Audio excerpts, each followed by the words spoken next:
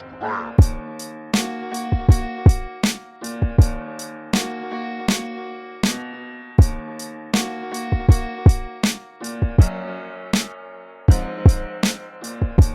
guys, Dean Chase here with another geometry lesson for you. I hope everybody's doing great.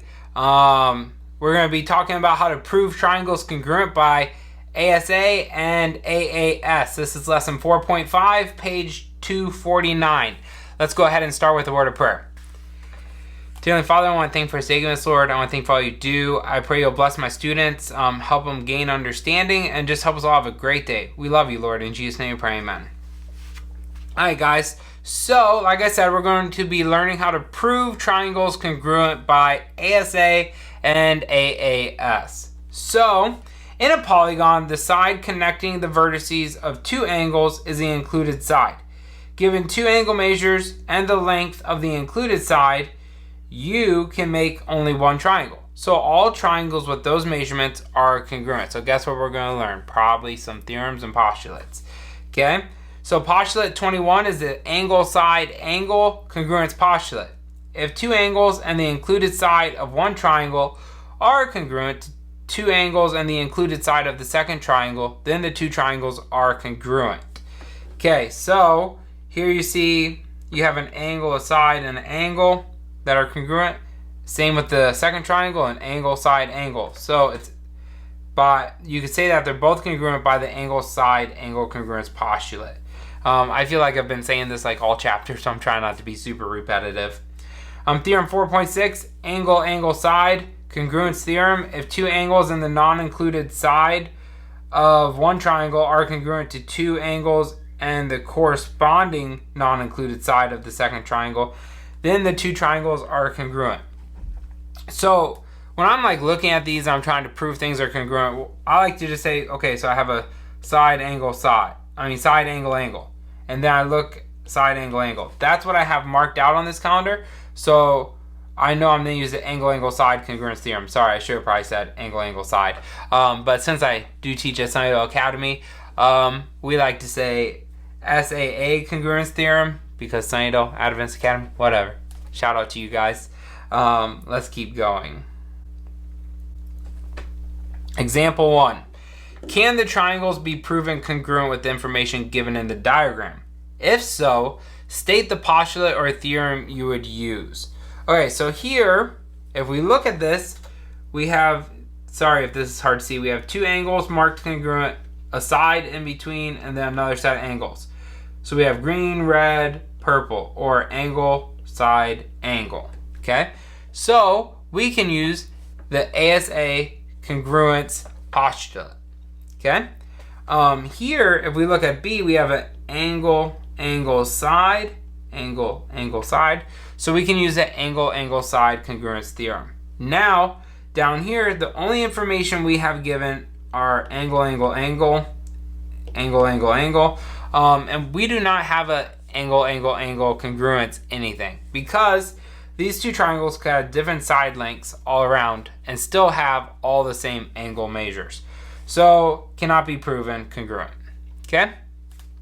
Not a hard example.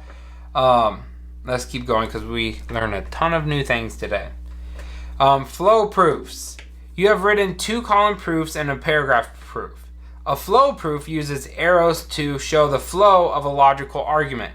Each reason is written below the statement it justifies. Okay, so I'm going to show you an example of a flow proof. Here's a flow proof proving the angle, angle, side congruence theorem. Notice that the givens are kind of like starting points for arrows to come off of. And to prove the third angles theorem, to prove that angle B is congruent to angle E, we used the third angle theorem, but to do that we had to prove that these two angles were congruent first, which were given to us right here. So if you know two of the angles, you could say the third angle is congruent by the third angle's congruence theorem. And then it was given that BC was congruent to EF. So we knew we had an angle on a side. And we were able to prove, so here we actually have, because we proved that B and E were congruent, we had an angle, side, angle, side, angle. So we used ASA congruence postulate. This is how you prove a theorem. We don't really do that often. We really should probably do it for everyone because you use a theorem, we're supposed to prove it. But let's keep going. So we're going to go ahead and write our own flow proof. And it says in the diagram, AB is perpendicular to BC, DE is perpendicular to EF, AC is congruent to DF, these blue lines, I'm going to mark that so we have that. And C is congruent to, angle C is congruent to angle F, and that's already marked there.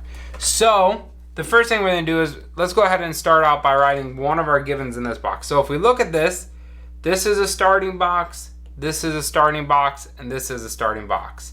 And we have 4 givens, but really 3 different types because these are kind of the same given. So you could probably assume that they're going to go in each of those boxes. So let's start out by writing our perpendicular givens. Okay? And the reason why that's given. Since we know these lines intersect to be perpendicular, we know that angle B and angle E are right angles. Okay? So angle B is a right angle and angle E is a right angle. And that's the definition of perpendicular lines. Okay. Now, since we know angle B and angle E are right angles, we can actually say that they're congruent, okay? So, angle B is congruent to angle E by the right angles congruence theorem. Okay. Now, so we know a side, an angle, and an angle, right? Angle, angle, side. But first we have to state that we know this angle is congruent to this angle and that this side is congruent to this side before we actually can use it. So let's go ahead and just state our angles are congruent that are given, is given. So now we've shown we have an angle and an angle, angle, angle, angle, angle. Now we just have to do this side, okay? So AC is congruent to DF, and that was also given. So now we can use the angle, angle, side congruence theorem to say that triangle ABC is congruent to triangle DEF by the AAS congruence theorem. Okay. I hope that made sense. I really don't like flow proofs, but at the same time, I feel like for some people, maybe it's more logical. Showing how we built from this to get to here, and then we use all 3 of these things to prove this one statement. If you see, there's an arrow going from this box, and this box. All 3 of these were used to prove this statement.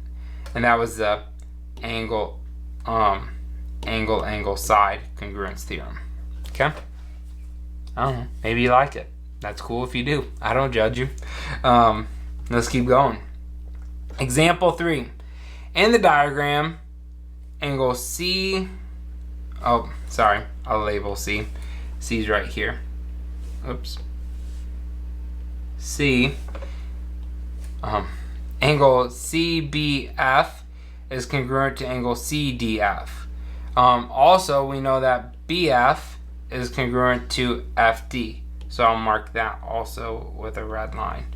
Write a flow proof to show that triangle ABF is congruent to triangle EDF. So let's go ahead and write the 2 angles that are given are congruent to each other. And it's given. Okay. Now, you can see here, look at this flow chart. We have to use something over here. We have to know something over here to prove this next statement. So what can we know about these 2 angles being congruent? Not a whole lot. We're looking to prove that triangle ABF, this triangle, and triangle EDF are congruent. So I bet you we could find something out about these 2 angles, angle ABF and angle FDE. If you look here, we have a straight line. So CBF and FBA are supplementary. And same thing over here. CDF and FDE are supplementary. Okay? And that would be the linear pair postulate.